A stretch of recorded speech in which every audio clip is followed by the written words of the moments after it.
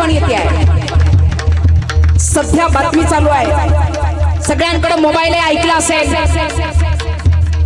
3 वर्षाच्या मुलीवर बलात्कार झाला, लहानशा लेकरावर अत्याचार झाला। बाथरूमला जायचं असेल तरी तिला आईची मदत घ्यावी लागते। आम्ही रोज कीर्तनामध्ये ओरडून ओरडून सांगावं, कपडे अंग भरून घाला, कपडे असे घाला तसे घाला, फाटके घालू नका, लोकांच्या वासना बिघडायला लागल्या।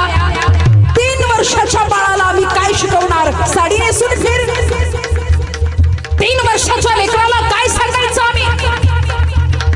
त्या नराधमानं हात टाकला एक उदाहरण नाहीये। डॉक्टर संपदा मुंडे, आर्या चव्हाण हे 3रं लेकरू आहे एका महिन्यामध्ये।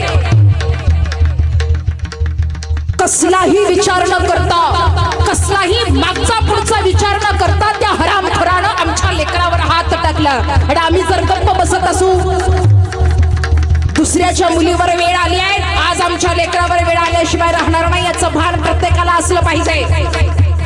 आणि जेव्हा आम्ही कडक कायदा निघेल,